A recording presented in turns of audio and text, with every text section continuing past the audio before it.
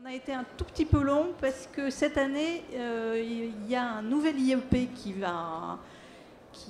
se lance à la rentrée 2014 et donc on a l'administratrice provisoire qui est là et ce nouvel établissement s'appelle Sciences Po Grand Paris Ouest. Voilà. Alors ce que je vais faire, c'est que je vais demander à tous les intervenants de se présenter assez rapidement. On va partir par la gauche.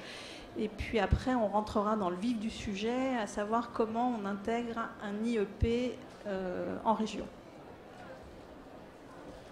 Bonjour à tous, donc, je me présente, Patrick Le Floch, directeur de Sciences Po Rennes et économiste. Bonjour, Sylvain Schirman, directeur de l'IEP de Strasbourg, historien. Bonjour, Philippe Rimbaud, directeur de Sciences Po Toulouse, professeur de droit. Bonjour, Christian Duval, directeur de Sciences Po Aix et professeur de droit également. Bonjour, Pierre Mathieu, directeur de Sciences Po Lille et professeur de sciences politiques. Bonjour, Vincent Michelot, professeur d'histoire politique des États-Unis, directeur des relations internationales à l'IEP de Lyon. Bonjour, Céline Braconnier, je suis professeure de sciences politiques et donc je suis l'administratrice provisoire du nouvel institut d'études politiques Grand Paris Ouest qui sera installé à Saint-Germain-en-Laye. Donc là, on va parler de la manière dont on intègre ces 7 instituts d'études politiques. Il y a un concours commun. Je vais peut-être d'abord laisser la parole à Christian Duval, qui est président à partir de cette année. Ce qu'on peut dire quand même, c'est que les IEP séduisent énormément de candidats, puisque l'année dernière, il y a eu environ 9000 candidats, 8900 si je ne me trompe pas, et 960 admis. Voilà, donc c'est un concours assez difficile manifestement. Oui, tout à fait, c'est un concours assez difficile, mais c'est séduisant de rentrer dans les instituts d'études politiques. Alors on y rentre par concours, il y a après des procédures très marginales d'admission sur mention très bien dans quelques IEP, donc il faut regarder les sites. Sinon, bien évidemment, c'est ce concours commun à 7 IEP désormais qui se déroulera le 24 mai 2014. Mais peut-être pour mieux vous renseigner sur ce concours, puisqu'il en a été le président l'année passée, faudrait-il que le directeur de Sciences Po Toulouse, notre ami Philippe, puisse mieux vous présenter le rapport qu'il a écrit de ce point de vue.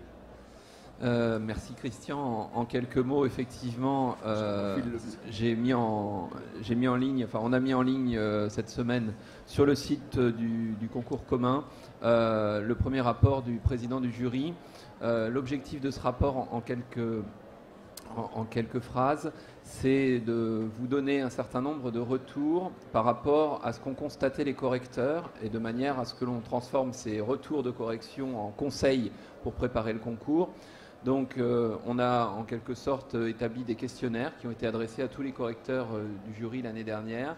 Ensuite, il y a des synthèses qui ont été établies discipline par discipline. Et donc vous trouverez dans ce rapport à la fois corrigé en quelque sorte et surtout des conseils, aussi bien pour l'épreuve de questions contemporaines que pour l'épreuve d'histoire, que pour les épreuves de langue. Et on a ajouté à cela quelques éléments statistiques qui permettent de voir un petit peu quel est le profil des étudiants qui rentrent dans les IEP du concours commun, de constater notamment qu'il n'y a pas véritablement de prime en fonction des séries, puisque en gros le pourcentage de candidats se retrouve, venant de séries ES, se retrouve comme pourcentage d'admis au concours. Même chose à propos des séries L et S, donc pas de prime à la série en quelque sorte. Et puis aussi ça permet de constater, je pense que c'est très important pour les bacheliers ou futurs bacheliers que vous êtes, qu'il y a une véritable chance de rentrer à Bac+0, puisque il y a aujourd'hui plus de 45% de nos admis de l'année qui sont des bacheliers de l'année et qui permettent justement d'avoir un véritable équilibre entre les bacheliers et les personnes qui sont à Bac+1. D'accord. Alors, pour se préparer, comment on fait? Alors, on se prépare dès la première, voire dès la seconde. Qu'est-ce qu'il faut faire? Pierre Mathieu. Bon, je ne sais pas trop. Alors, ce qu'on peut dire, c'est que c'est un concours qui se prépare de plus en plus. C'est-à-dire que la proportion d'élèves qui réussit le concours sans l'avoir préparé, à mon avis, est devenue de plus en plus faible. Surtout que, vous le verrez quand on vous donnera les plaquettes avec les sujets, il y a notamment une épreuve, l'épreuve de questions contemporaines, qui est une épreuve avec 2 thèmes de révision. Donc cette année, la culture et le travail. Et ces thèmes, par définition, il faut les réviser et donc les préparer. Voilà. Donc c'est un concours qui se prépare en fait à l'avance. Nous, ce qu'on a voulu faire, c'est un concours vraiment visant les compétences et les acquis du lycée. Et donc les épreuves de ce concours sont des épreuves qui sont d'abord destinées à des élèves de terminale sur leur connaissance du lycée. Hein. Donc à la fois notamment l'épreuve de langue, dont mon voisin pourra parler éventuellement, l'épreuve d'histoire, c'est le programme de terminale, plutôt terminale littéraire, et épreuve de questions contemporaines et pas épreuve de culture générale, justement pour permettre qu'on révise cette épreuve, parce que sinon, quand c'était avant des épreuves de culture générale, c'était du tir au pigeon, ça partait dans tous les sens, et c'était quand même extraordinairement difficile à réviser. Bon, donc ça se prépare effectivement, donc ça prend du temps, ça se prépare évidemment en parallèle du bac, mais nous, on a vraiment des chiffres qui prouvent que, en se préparant au concours durant l'année de terminale, en fait, on se prépare très clairement à obtenir le bac dans de meilleures conditions qu'on ne l'aurait obtenu si on n'avait pas préparé Sciences Po. Et effectivement, on constate qu'on a des élèves qui commencent à se préparer à partir de la classe de première. Bon, moi, j'ai l'impression quand même, ou le sentiment qu'en bossant très bien en terminale et en se préparant en terminale en parallèle de son année de bac, on y arrive sans aucun souci. Et ce qu'a dit Philippe et qui est très important, et je m'arrêterai là, c'est que c'est le concours d'entrée en première année, on pourra parler des autres concours après, mais le concours commun d'entrée en première année, parce que maintenant il y a un concours commun d'entrée en deuxième année à partir de 2014, ce concours il est bac 0 et bac 1, ce qui veut dire que vous ne mettez pas tous vos œufs dans le même panier de ce concours. Si vous ne le réussissez pas l'année de votre bac, ça n'est pas une catastrophe vu les chiffres que vous avez donnés de sélectivité. Ça vous permet d'entamer un cursus post-bac sereinement, tranquillement, et de repasser le concours à bac plus 1 avec des chances importantes, puisqu'un peu plus de 50% des admis sont à bac plus 1. D'accord. Quelqu'un vous voulez rajouter quelque chose? Oui. Bien sûr. Oui, je souhaiterais ajouter peut-être 2-3 choses. Je pense d'abord que toute l'année, on pense aussi concours Sciences Po, c'est-à-dire que si vous prenez vos 2 thèmes, ça s'aborde à travers des programmes de terminale en histoire, en géographie, en philo, en sciences économiques et sociales. Et donc, il s'agit de mettre en place une espèce de stratégie qui consiste, à travers les enseignements qu'on reçoit dans les différentes classes de terminale, de préparer, par exemple, ces 2 thèmes d'histoire, enfin, ces 2 thèmes de questions contemporaines. Et puis, la deuxième chose que l'on voit aussi d'après les résultats qu'on a, c'est sur les prépas. Alors faut-il ou ne faut-il pas une prépa? Et vous avez des statistiques qui sont assez parlantes, qui prouvent que vous n'avez pas nécessairement besoin de passer par des prépas pour réussir le concours. Maintenant, si on aborde la question de la prépa, parce que je pense que... Là, vous parlez de prépa privée. Oui, de pas prépa. De classe préparatoire aux grandes écoles. Non. D'accord, de prépa privée. Je parle de prépa privée. Donc si on aborde cette question, il faut là savoir choisir, j'allais dire, ces bonnes préparations, et peut-être qu'on pourra revenir à cette question le moment voulu. D'accord. Oui, je crois qu'il faut rajouter une chose à ce qu'a dit Pierre Mathieu, c'est qu'il y a une extraordinaire plus-value ajoutée à la préparation du concours dès l'année de terminale, qui est le fait que c'est le cas dans 100% des préparations qu'on peut avoir avec des lycées partenaires ou la préparation commune qu'on a, tremplin, à savoir que de toute façon, ces préparations à Sciences Po améliore la qualité de votre bac sur la fin de l'année. Donc c'est une première chose. Et puis ajouter là aussi, ou renforcer ce que vient de dire Pierre, à savoir que on est sur exclusivement des savoirs, des compétences qui sont celles du lycée. Il n'y a pas de choses qui soient séparées, ajoutées. Et par exemple, dans le cadre de l'épreuve de langue, il s'agit de développer des compétences non seulement linguistiques, mais aussi de rajouter une compréhension des espaces culturels, des aires culturelles dans lesquelles les langues du concours sont parlées. Et pour reprendre une une plaisanterie très traditionnelle du directeur de Sciences Po Lyon, Gilles Paulet. Il ne s'agit pas de former des ânes linguistiques, c'est-à-dire qu'on est souvent surpris par le fait que cette épreuve ne réussit pas à certains excellents linguistes. Et malheureusement, si ces linguistes ne connaissent pas les espaces culturels dans lesquels ces langues sont pratiquées, on a souvent des échecs patents. Donc je crois qu'il faut justement comprendre que l'anglais, l'espagnol, l'allemand, l'italien, ce sont des langues qui sont parlées dans des pays, dans des aires culturelles auxquelles on s'intéresse principalement parce qu'il s'agit d'entrer à Sciences Po et pas d'entrer dans une fac de langue. Et ça donne à l'épreuve de langue un esprit très différent. Oui, peut-être aussi pour compléter, je dirais deux petites remarques. La première, c'est que je pense qu'il s'agit d'un concours qu'il convient de tenter le plus tôt possible. Compte tenu de l'allongement de la durée des études, je crois que c'est à Bac+0 qu'il convient d'essayer de tenter, étant donné que sans doute qu'après l'obtention d'un Bac+5, il y aura d'autres écoles, soit à l'ENA ou dans d'autres domaines que vous allez pouvoir faire. Et donc les études peuvent durer jusqu'à 7-8 ans en fonction des domaines dans lesquels vous allez. Donc il faut rentrer pour moi le plus vite possible dans ce dispositif. Le deuxième point qui est important, c'est que même si le concours est extrêmement sélectif, il convient de rappeler que grâce aux préparations qui sont mises en place, les IEP sont très ouverts grâce au programme de démocratisation et que quel que soit son milieu d'origine, il est essentiel de pouvoir candidater. Et bon, nous avons une politique qui est particulièrement volontariste à ce niveau avec différents programmes et que je ne peux pas nécessairement détailler. Mais en l'occurrence, pour la préparation du concours, il y a une préparation qu'on a labellisée de telle façon que cette préparation puisse être proposée à des jeunes issus de milieux défavorisés. Et ça, c'est un point qui est extrêmement important. Nous sommes une école de très haut niveau, mais nous sommes, je dis une école au nom des 8, une école de très haut niveau, mais une école ouverte à tous, sous réserve évidemment de la réussite au concours. Je voulais juste préciser des 7. Oui, des 7. Il y a un 8e, il ne le sait pas encore. D'accord. Alors justement, puisqu'on parlait de préparation et de prépa privée ou pas, est-ce que vous pourriez nous dire un mot, vous, de votre programme de préparation qui s'appelle Tremplin? Oui. Alors, on est une école sélective, mais on n'est pas une école d'élite, notamment d'une élite économique et financière. Donc ça, c'est très important.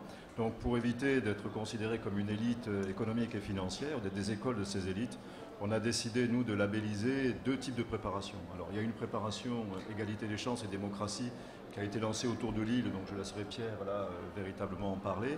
Et puis, c'est tous les IEP qui participent, bien évidemment, mais le moteur en a été Lille. L'autre labellisation concerne ce qu'on disait tout à l'heure, c'est le label Tremplin IEP, c'est-à-dire qu'on peut aussi inscrire pour une somme modique, modeste on va dire. C'est combien? C'est 350 euros.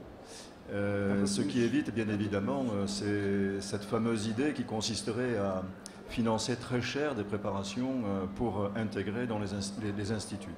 L'idée Tremplin, c'est une très très belle préparation. Alors, elle est labellisée par les IEP, nous n'y intervenons pas, pardon. L'idée est simplement que nous suivons les progressions pédagogiques sur ce site. C'est un site e-learning avec bien sûr des devoirs, des fiches de lecture, des dissertations et des méthodologies pas à pas. Bref, c'est une très très bonne préparation dont on a pu nous mesurer les résultats dans nos statistiques. C'est-à-dire que nous demandons quelles ont été les préparations préalables et les étudiants qui nous répondent, parmi ceux qui ont réussi, il y a une bonne majorité Tremplin. Ensuite, nous ne connaissons pas toutes les préparations privées qui existent, mais elles fleurissent à peu près partout, de IPSUP jusqu'à toutes les préparations provinciales. Mais là, nous ne faisons pas des statistiques là-dessus, et puis nous ne souhaitons pas non plus communiquer sur ces thèmes-là, parce qu'on n'a pas besoin effectivement de payer des préparations 8 ou 10 000 euros pour entrer à Sciences Po. À côté de cela, il y a un programme de démocratisation et d'égalité des chances. Peut-être Pierre pourrait-il mieux préciser. Oui, alors... oui, très rapidement. C'est un programme qui s'appelle Programme d'études intégrées, qui est un programme qui, cette année, je crois, va concerner à peu près 2500 lycéens en France. C'est le plus gros programme de démocratisation de l'accès à l'enseignement supérieur en France. Et c'est un programme dont la caractéristique centrale et à laquelle on est tous très attachés, c'est que nous y préparons des élèves à entrer chez nous par le concours normal d'entrée. Donc il ne s'agit pas d'une voie dérogatoire d'accès à notre établissement, comme font d'autres établissements connus. Il s'agit de préparer les élèves, d'armer des étudiants qui sont des boursiers de l'enseignement secondaire ou de futurs boursiers de l'enseignement supérieur à se doter des savoir-faire, des compétences, des connaissances, leur permettant d'accéder à nos établissements par le concours normal d'entrée dans l'un des 6 et bientôt des 7. Voilà, pour le dire très vite. Donc c'est géré par chaque IEP avec des lycées. Alors ici, nous sommes à Paris. Donc pour l'instant, mais avec le nouvel IEP, on va venir prospecter sur Paris et sur l'Île-de-France. Mais jusqu'à présent, les 200 et quelques lycées avec lesquels on travaille ne sont que marginalement en Île-de-France, parce que logiquement, on travaille d'abord dans nos académies de localisation. C'est quand même plus facile, puisqu'on réunit les élèves dans les établissements. Voilà. Mais on a l'ambition d'en faire un programme national d'action. Voilà. Puisqu'on est sur l'entrée en première année, il y a une autre façon d'entrer dans les instituts d'études politiques. Certains parmi nous ont encore des admissions sur titre, c'est-à-dire sur bac, mention très bien. Et là, c'est une voie parallèle, mais la condition pour rentrer par bac, mention très bien, c'est d'abord de passer le concours commun des 7 établissements et ensuite de constituer un dossier. Et la décision d'admettre quelqu'un, on a 10% maximum des places offertes au concours pour cette entrée bac, mention très bien. L'admission ne se fait pas simplement sur la moyenne du bac, mais se fait sur un dossier que l'élève de terminale est obligé de déposer. Et bien évidemment, on est extrêmement attentif dans ce dossier aux disciplines qui seront le fondement après de l'enseignement dans les instituts d'études politiques. Donc il y a aussi cette voie à côté du concours commun. D'accord, mais il faut quand même réussir le concours. Non. Ah non, Non, pas compris, il faut passer le concours. Passer le concours. Et après, on peut déposer un dossier. Ça fait une sorte de recours. D'accord, mais je comprends. D'accord. Et quel profil il faut avoir pour intégrer un IEP? Le meilleur profil possible. C'est-à-dire? Il faut être beau. Non. Les statistiques, parce qu'on est assez transparent, je pense qu'on a une réputation fondée d'être assez transparent. Les statistiques, c'est plus de filles que de garçons. On va dire entre pas loin de 60%, je pense, de filles au total. Hein. C'est vrai que bon, les femmes sont l'avenir de l'homme, c'est bien connu. Ensuite, effectivement, comme ça a été dit tout à l'heure, la proportion, c'est les 3 bacs généraux. On n'a pas d'admis en dehors des 3 bacs L, ES et S. On a évidemment des ES, on doit avoir à peu près 45% de ES qui rentrent, ou 50%, mais c'est 50% de candidats ES. Donc comme l'a dit Philippe Rimbaud tout à l'heure, je crois qu'on a 15% de L qui intègrent, c'est peu, mais on a 15% de L qui sont candidats. D'accord? Donc ça veut dire que les bons élèves, en fait, c'est quoi? Ceux qui rentrent, ce sont les bons élèves des matières littéraires, ou les très bons élèves des matières, entre guillemets, littéraires, des 3 bacs généraux. Voilà, c'est ça alors après, effectivement, on a pratiquement 100% d'admis qui ont eu un bac avec mention. Et il faut le dire, la proportion d'admis avec le bac avec mention très bien augmente, mais là aussi augmente en même temps que la proportion de bac avec mention très bien augmente en France. Il y a 5% aujourd'hui de bacheliers avec mention très bien. Vraiment, ça ne veut plus rien dire, n'est-ce pas? Et il y a même des gens qui rentrent avec plus de 20 au bac. Mais ceux-là, on leur demande rendez-vous. Enfin bon, voilà. Donc, mais surtout, je crois que ce qui est important, c'est l'endurance, parce que ça vient quand même s'ajouter quand on est en terminale au travail du bac. Là, ça se passe maintenant depuis l'année dernière, avant les épreuves du bac. D'accord? Donc c'est un élément quand même qui renforce le travail d'un élève en terminale. Donc il y a une dimension évidemment de disposition intellectuelle, de qualité personnelle, de compétences, mais il y a surtout une capacité d'endurance, c'est-à-dire à tenir le choc d'une année de terminale qui va être une année évidemment encore plus chargée par le fait qu'on va vouloir passer ce concours.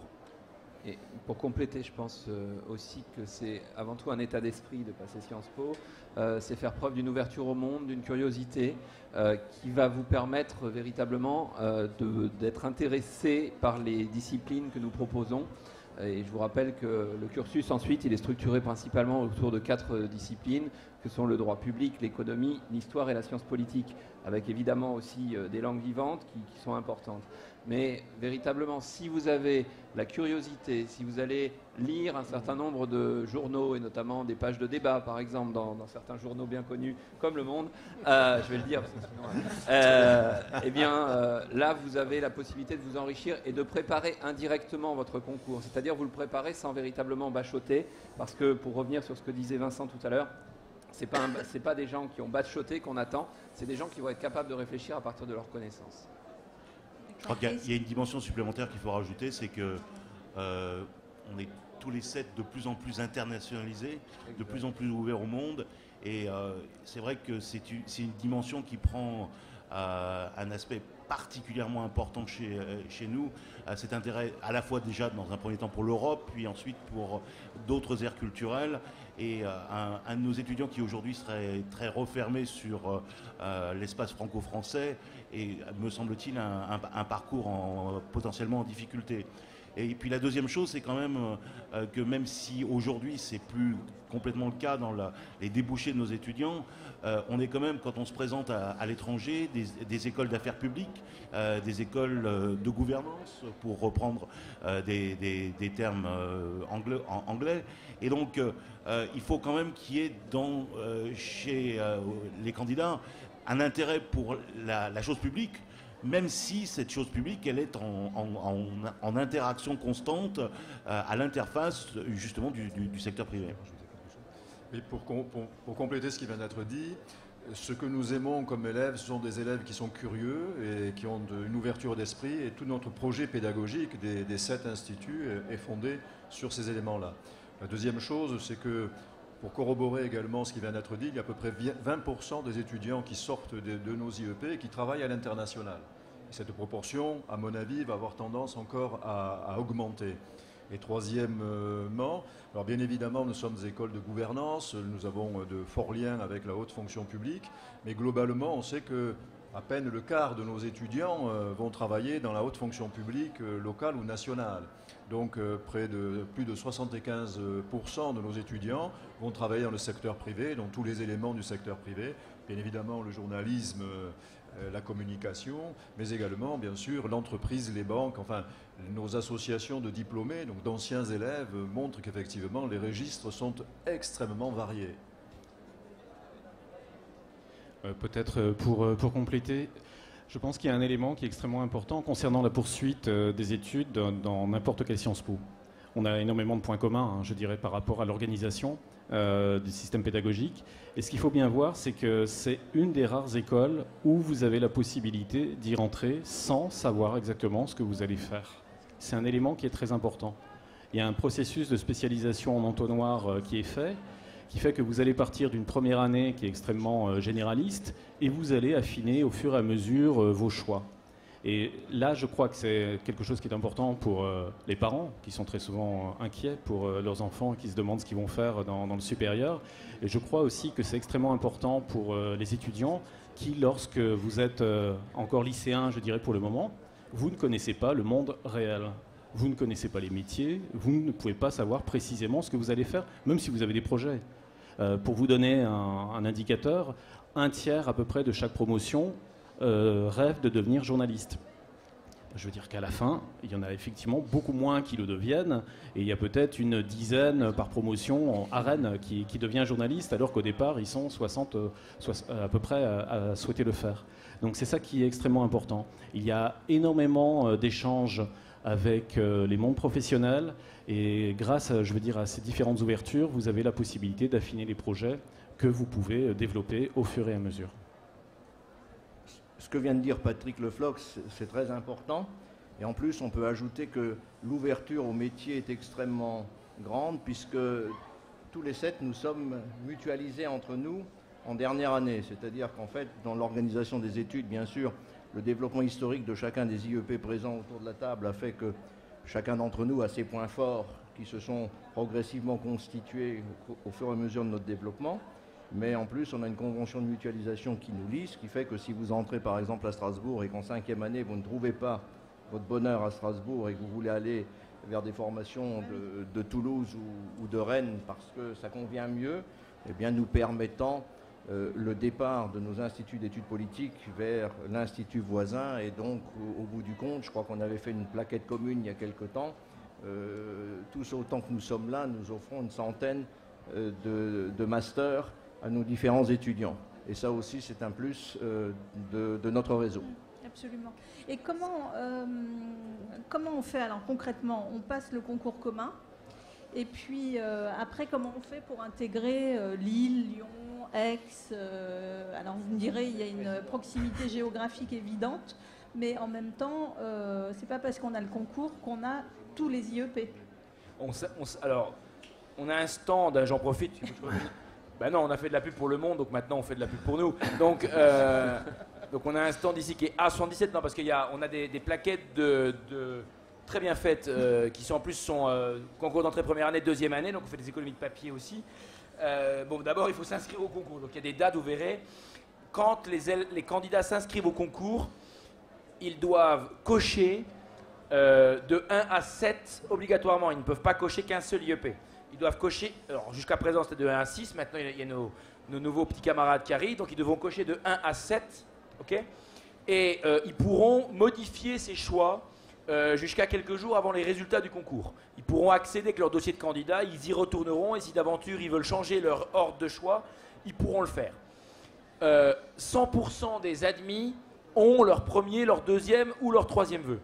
Je dirais qu'à peu près 90% ont leur premier, leur deuxième et 10% leur troisième vœu. D'accord? Vous êtes obligé donc de cocher de 1 à 7. Ensuite, c'est en fonction des résultats du concours d'entrée. D'accord? C'est-à-dire que vous pouvez réussir le concours et obtenir directement votre premier vœu.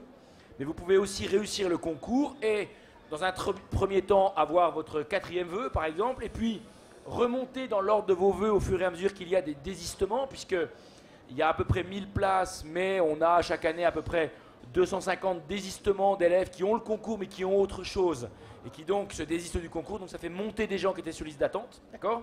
Donc le système là, c'est la machine, hein, toutes les nuits l'ordinateur tourne et vous verrez, hein, les candidats ont un dossier de candidats et c'est très bien fait quand par exemple ils sont pris mais ils ont leur deuxième vœu, ils savent combien il reste encore de candidats entre eux et le premier vœu et donc ils peuvent gérer leur attente en quelque sorte. Il y a une date limite qui est autour du 20 juillet à laquelle c'est terminé. Et donc, à ce moment-là, les élèves sont affectés dans l'un des 7 IEP. Mais vous voyez, avec les chiffres que j'ai donnés, au moins 90% qui ont leur premier ou leur deuxième vœu.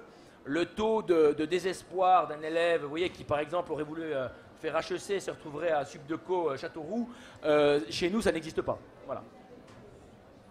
Il y a un Subdeco Châteauroux ? C'était assez clair. Alors moi j'avais une question pour Céline Braconnier. Il y a déjà un institut d'études politiques à Paris. Et donc pourquoi fallait-il en créer un autre? D'abord parce que l'institut d'études politiques qui se trouve à Paris est particulier. Il est installé dans le centre de la capitale. Il a des dimensions, un nombre d'étudiants dimension qui n'est pas du tout celle des autres IEP. Pardon. Vous avez noté qu'il y a quelques jours, le directeur de l'IEP de Paris était ravi de l'installation d'un nouvel IEP. Donc il considère comme nous qu'il y avait une place pour un IEP en région parisienne, dans la mesure où à peu près 40% des jeunes qui se présentent chaque année au concours du réseau des IEP de région sont installés en région parisienne, sont issus de la région parisienne. Et que jusque-là, voilà, Sciences Po Paris était le seul à être installé en région parisienne. Donc un deuxième IEP qui ouvrira 80 places en première année, c'était tout à fait nécessaire. Et puis comme ça, on complète les IEP de région qui désormais disposent avec leur réseau une antenne en région parisienne et peut attirer des étudiants qui sont installés là-bas. D'accord. Et il y a deux autres IEP, on peut en parler, Bordeaux et Grenoble, qui eux ne font pas partie de... Non, ils ne font pas partie de notre réseau, donc ils organisent des concours spécifiques. Donc si on veut pénétrer à l'IEP, on peut présenter le concours des 7, éventuellement le concours de Sciences Po Paris, puis après peut-être celui de Grenoble ou de Bordeaux. Donc ça fait quand même une assez grande dissémination. Je pense qu'à terme, nous serons, j'espère, bientôt 8. On aura du mal à être, bien sûr, totalement au complet. Et je pense que l'union faisant la force, à terme, bien évidemment, c'est le réseau des 7 et j'espère bientôt des 8 qui sera définitivement installé dans le paysage universitaire français. Très bien. Alors, si vous avez des questions dans la salle, n'hésitez pas. Je vois déjà 2 mains là-bas. Une là.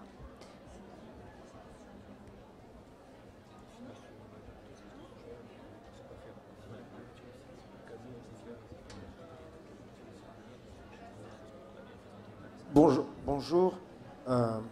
Je suis un papa inquiet, hein, mais je profite du fait d'avoir le micro pour en poser 2, si vous me le permettez. Une qui concerne l'entrée autrement qu'en première année. En l'occurrence, pour quelqu'un qui est en train de faire une prépa littéraire, je ne citerai pas cette personne, mais elle est assise à ma gauche. Et également, je voudrais savoir si individuellement vous organisez des journées portes ouvertes auxquelles, même si nous habitons en région parisienne, nous serons ravis d'assister. Merci beaucoup. Je peux dire un mot sur la possibilité effectivement d'entrer pour quelqu'un qui est en prépa, donc qui aura un bac+1 validé. Il y a finalement 2 voies d'entrée dans ces cas-là. Là, bac+1 suffit chez nous. Donc, bac+2. Oui, mais là, Cagne. Alors, donc bac+2. Cagne, on en parle, j'y viens après. D'abord, à bac+1, il y a possibilité, comme on vous l'a dit, de passer le concours d'entrée en première année, concours commun au 7 IEP. À bac+1, il y a également, pour l'année prochaine, un nouveau concours commun qui permet d'entrer en 2e année des IEP. Donc ça vous fait finalement 2 voies d'entrée. Et ensuite, à bac+2, mais là je vais à mon tour céder la parole, certains IEP par la voie Cagne-Belle permettent une entrée, mais Toulouse et Rennes viennent de sortir de cette voie-là, donc je cède la parole à Pierre peut-être. Oui, alors, parce que là, pour que ce soit simple, il y a effectivement le concours commun d'entrée en première année, ça vient d'être dit, bac 0, bac 1, d'accord, les 7. Il y a un concours d'entrée direct en 2e année. Là, la condition, c'est d'avoir un bac+1 validé, il n'y a pas de condition d'année du bac obtenu. Donc si la personne qui est à votre gauche est à bac+2 actuellement, elle peut passer ce concours. D'accord, hein, c'est un bac+1 validé. Ensuite, je le précise quand même, dans un certain nombre d'IEP, dont le mien, il y a aussi des voies d'accès pour par exemple des doubles diplômes franco-anglais, franco-allemand, franco-espagnol. Ça, c'est pas dans le concours commun, mais dans ce cas-là, je vous invite à aller regarder sur les sites de chacun des IEP. Hein.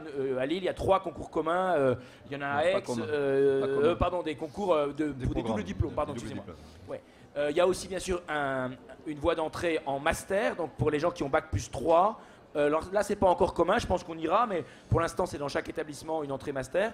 Il y a une voie spécifique qu'on appelle BEL, donc pour les gens présents dont les enfants sont en hypocagne-cagne, c'est la possibilité, avec les notes qu'on obtient au concours d'entrée aux ENS, d'être déclaré admissible dans un IEP. Donc c'est ce qu'on appelle la voie BEL. Donc vous pouvez vous renseigner. C'est une voie qui est utilisée actuellement par Lille, Lyon et Toulouse, et Aix. Donc Lille, Lyon et Aix.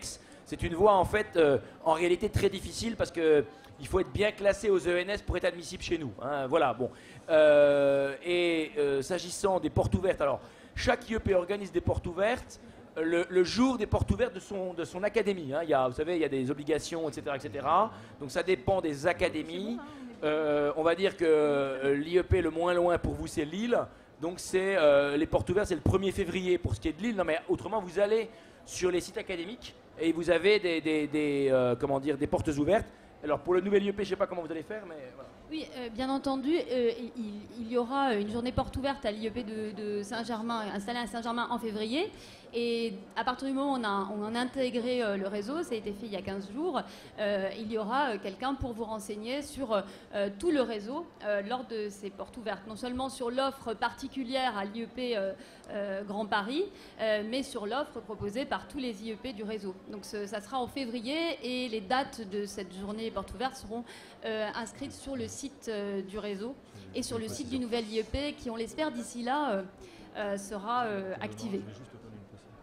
Puis simplement pour rajouter qu'on est tous évidemment présents sur l'ensemble des grands salons d'étudiants, soit en région, soit évidemment en région parisienne. Alors, une question qui est très souvent posée, puisqu'il existe un concours d'entrée en deuxième année, quelle filière faut-il éventuellement choisir post-bac pour tenter ce nouveau concours? Étant entendu là encore que dans ce concours de deuxième année, les IEP sont rassemblés, enfin les 7 ici. Il existe quelques éléments également de concours spécifiques, mais on n'en parle pas spécialement. Donc quelle filière faut-il choisir? On a coutume de dire que lorsque on a passé son bac et qu'éventuellement on n'a pas réussi le concours d'entrée en première année, on choisit la filière qui est la plus séduisante pour le bachelier ou pour l'étudiant. On ne conseille pas, par exemple, de faire du droit ou éventuellement d'aller faire de l'économie ou éventuellement d'aller faire des CPGE, dont les classes préparatoires aux grandes écoles dans les lycées. En fait, c'est une question de goût. Il faut que le jeune homme, la jeune fille décide d'un parcours qui va satisfaire son goût des études et ensuite elle fera les efforts, ou la personne fera les efforts nécessaires pour présenter ce concours. L'idée d'ailleurs, souvent, quand des jeunes ont commencé un parcours, on en a même nous qui ont commencé des parcours en mathématiques et qui reviennent après, passer le concours des IEP. Et ils arrivent ainsi très souvent à faire des doubles diplômes thématiques. C'est-à-dire que s'ils ont commencé par exemple à faire une année de droit, qu'ils ont validé, s'ils ont commencé à faire une année d'économie, qu'ils ont validé, ou une autre année, eh bien ils vont essayer de continuer après, en rentrant dans l'IEP, s'ils réussissent le concours, en passant le diplôme de Sciences Po et le diplôme de la filière qu'ils ont choisi. Donc c'est plutôt tout à fait intéressant et ça évite des choix cornéliens à certains moments. Pour préciser également ce que l'on dit, dans le concours d'entrée en deuxième année que nous avons commun, il a fallu resserrer un certain nombre de matières, de spécialités en quelque sorte. Alors bien évidemment, mais peut-être je laisserai quelqu'un d'autre en parler, mais il a fallu quand même maintenir dans les IEP l'appétence, j'allais dire, ou le désir d'intégrer l'IEP alors qu'on a commencé à faire des filières en mathématiques ou en sciences physiques. Donc il existe ces petites filières-là qui permettent effectivement à un jeune homme ou une jeune fille de revenir après avoir fait une année de maths. On développe, là on est en train de créer, par exemple à Aix, mais ça se fera beaucoup dans les IEP, des filières communes, Sciences Po et Centrale par exemple. C'est une excellente idée pour former des jeunes qui vont avoir des qualités bien précises. Et enfin, pour terminer, sur ces concours de quatrième année, donc nous sommes quelques-uns sur la banque d'épreuves communes avec Normal Sup. C'est une voie véritablement difficile, bien sûr, parce qu'il faut au moins avoir été admissible à Normal Sup, peut-être sous-admissible, mais enfin, en tous les cas, c'est une voie relativement restreinte. Par contre, il existe effectivement des possibilités d'entrer en master sur des profils relativement particuliers, avec des sélections par épreuve écrite et surtout orale, là. Ça nous permet de mieux profiler les candidats, plutôt qu'un écrit très sec, où bien évidemment, on ne tient pas compte des personnalités des jeunes gens et des jeunes filles. Une autre question? On a les dates? Bonjour, je voudrais avoir des informations, si c'est possible, s'il vous plaît, sur ce que vous allez proposer à Saint-Germain-en-Laye, en plus, différent ou en complément par rapport aux autres IUP, et particulièrement celui de Paris. Merci. C'est une question qu'on nous pose toujours, qui est paradoxale parce que je pense que si on crée un autre IEP, c'est parce que ceux qui existent fonctionnent bien et que l'attractivité du concours s'explique par l'offre qui est déjà existante. Donc on a d'abord eu pour objectif de proposer la même chose, d'être le plus près possible et de renforcer le label et d'être à la hauteur de la qualité des études qui sont déjà proposées dans les IEP existants. Après, la spécificité des IEP, elle se fait de plusieurs manières, du fait de l'environnement, de la localisation, et puis aussi du fait éventuellement des orientations de recherche qui sont offertes dans les IEP, notamment en master. Alors sur ces deux points-là, mais encore une fois, je pense que ce qui est important, c'est d'offrir une formation de la même qualité que celle qui existe déjà ailleurs. Sur ces deux points-là, l'environnement, il est un tout petit peu particulier à Saint-Germain, du fait de la proximité de la capitale, il est facilement accessible en RER, et du fait de l'installation de l'IEP à proximité immédiate du lycée international de Saint-Germain-en-Laye, ce qui va nous permettre d'offrir un accès à certaines langues rares, voilà, que d'autres établissements n'ont pas la possibilité d'offrir. Donc nos élèves auront un accès à certaines langues qui sera facilité. En matière d'orientation de la recherche, on est en train de travailler sur ce point-là, mais il faut savoir que le nouvel IEP va ouvrir progressivement. Seule la première année ouvrira en septembre 2014 et on ouvrira les 5 années sur 3 ans. Donc la recherche, c'est à la fois une grande préoccupation et en même temps, on travaille moins dans l'urgence que pour l'ouverture de la première année. Les orientations de recherche se développent en cohérence avec l'implantation en grande région parisienne, puisqu'on va être un IEP qui va offrir un accès à toutes les problématiques des politiques de la ville, politique urbaine, politique éducative, et que voilà, les orientations qui se dessinent sont plutôt celles-ci. Alors d'autres IEP sont plus tournés vers l'Europe, mais attention, c'est en matière de recherche, parce qu'en matière d'offres de formation, les 4 sections qui sont offertes dans les autres IEP seront aussi offertes dans notre IEP, c'est-à-dire à la fois les métiers de l'international et de l'Europe, les affaires publiques, culture et communication, et puis économie, finance, gestion. Ça, en termes de formation, on offre tous cette possibilité-là et cette diversité de choix qui a été, ça a été dit ici, qui fait une particularité de la force des IEP, de laisser cette possibilité de choix. Donc la spécialisation, elle se fait sur des éléments très minimes, finalement, sur la recherche essentiellement. Voilà. Très bien, merci. Est-ce qu'il y a d'autres questions? Il y en a une là, il y en a une là-bas. Bonjour, est-ce que vos IEP proposent du russe? Oui. Tous les IEP. Et des accords internationaux en Russie. Tout à fait.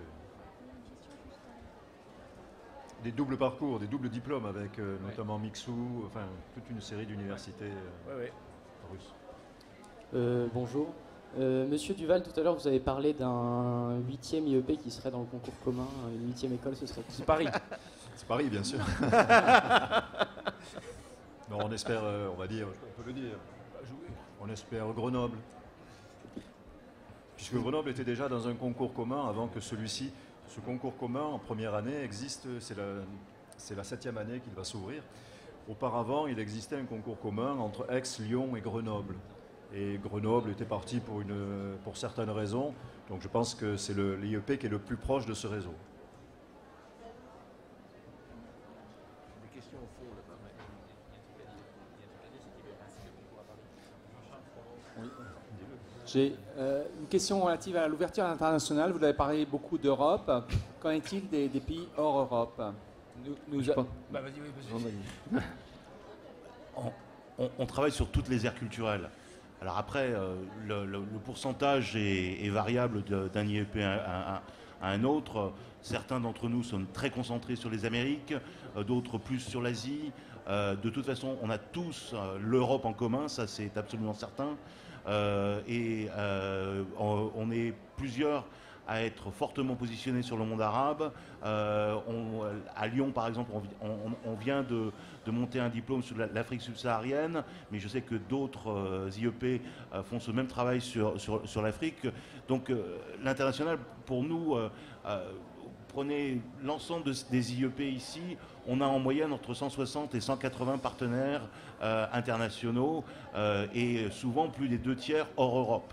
Donc c'est une ouverture internationale très très diversifiée et ça fait partie effectivement, je le dis très clairement parce que ce n'est pas un élément de compétition ou de concurrence, justement de la façon dont nos candidats peuvent regarder justement les IEP qui sont plutôt positionnés sur telle ou telle aire. Et puis il y a aussi un élément dont on a peu parlé mais qui peut être important à l'internationalisation, c'est-à-dire que nous avons tous une année obligatoire de mobilité dans notre cursus, qui est aussi une année pendant laquelle nos étudiants maturent et affinent leur projet professionnel. C'est justement l'année où on passe de ce socle de connaissances en sciences sociales, histoire, sciences politiques, économie, droit, à un projet professionnel plus affiné. Et là, pour certains des IEP, on est plus sur un projet de mobilité académique, et puis d'autres IEP ont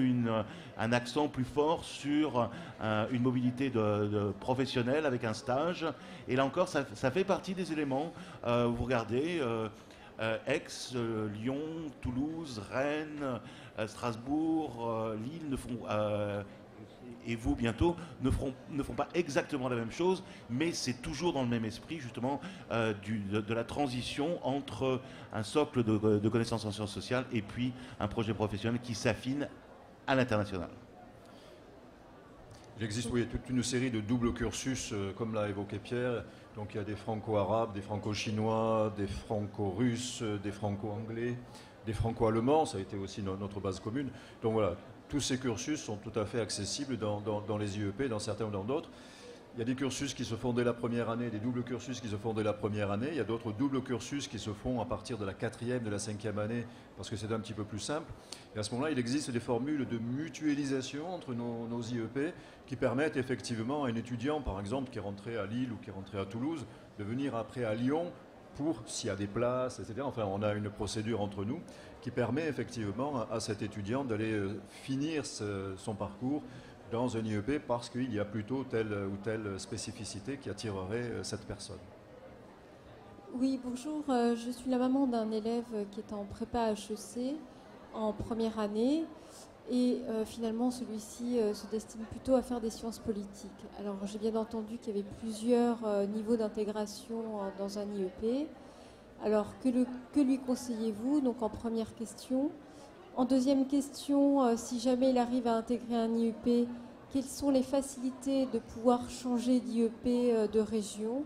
Et en troisième question, comme celui-ci voudrait travailler à l'international, et que vous me dites que moins de 25% des étudiants IEP travaillent à l'international, pourquoi et quels sont leurs métiers, en fait, tout simplement? Écoutez, il fait une première année post-bac, comme on l'a évoqué tout à l'heure. Il peut évidemment passer Sciences Po et le réussir en rentrant en première année ou en rentrant en deuxième année, en 2014. Il n'y a aucun problème par rapport à ça. Première réponse. Hein, il passe le cours. Nous avons des prépas HEC qui intègrent les IEP, et la bonne nouvelle pour vous, c'est que ça vous coûtera moins cher. Première réponse. Deuxième chose, après... le changement d'IEP, ça a été dit, il y a une procédure, on ne va pas entrer dans les détails aujourd'hui, hein, on est déjà un peu en retard, mais il y a une possibilité de faire sa dernière année d'IEP dans un autre IEP que l'IEP dans lequel on est entré dans notre réseau en fonction des spécialités que l'élève voudrait suivre et qui ne seraient pas proposées dans l'IEP dans lequel il est. Il peut aller sous certaines conditions dans un autre IEP. Ensuite, sur les métiers, écoutez, il a été dit un quart à l'international, mais que c'est en croissance très très forte. Hein, on a énormément d'élèves de plus en plus qui travaillent à l'international, privé et public. On a du lobbying, on a des gens qui travaillent dans les organisations internationales gouvernementales, FMI, UNESCO, ONU, Banque mondiale, etc. etc. On a, donc ça c'est le côté plutôt public, la Commission européenne, etc. bien sûr. On a aussi beaucoup de jeunes qui travaillent dans le privé, dans les directions des affaires publiques des grandes entreprises, dans la communication au niveau international, etc. Voilà, donc il y a vraiment... l'humanitaire aussi. Et bien sûr, l'humanitaire, c'est un peu comme le journalisme, l'humanitaire dans les IEP. Je pense que plus de 50% des gens qui rentrent chez nous en première année veulent être journalistes ou faire de l'humanitaire. Heureusement, moins le font effectivement à la fin, autrement on aurait des ennuis en termes de débouchés professionnels. Ouais, il faut quand même aussi dire que le chiffre de 25%, c'est sur nos jeunes diplômés. Et si on prend le chiffre à 3 ou 4 ou 5 ans de la diplomation, on est sur des chiffres qui sont beaucoup plus importants.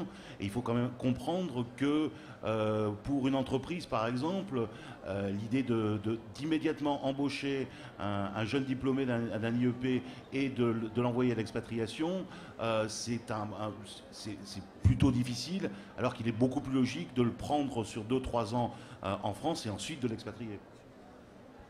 Bien. On va prendre, je suis désolée, on va prendre une dernière question. Merci. J'aurais une question en ce qui concerne PSL, Paris Sciences et Lettres, qui est proposé à Henri IV. Savoir si vous avez des accords pour les élèves qui suivent cette formation entre Sciences Po, les 7 Sciences Po Paris, Sciences Po Saint-Germain.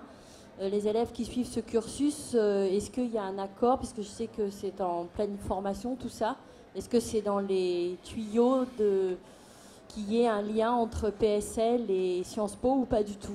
On n'a pas été contacté par PSL. Donc un élève qui est dans cette formation-là peut passer le concours d'entrée. Hein, nous, on aime bien que les gens passent les concours d'entrée, vous voyez. Donc non, mais en plus, les gens qui sont dans PSL, c'est une formation de très bon niveau. Donc, à notre avis, là, je parle, mais à notre avis, ce sont des élèves qui vont réussir le concours. Mais c'est bien qu'ils passent, comme les autres, le concours. Et même, je dis aussi, pour des raisons très sérieuses, c'est que quand on entre tous par la même voie et par le même concours, on se sent également digne et légitime à être étudiant dans un même établissement. C'est certain. Très bien. Écoutez, merci beaucoup. Merci. Merci. Merci beaucoup.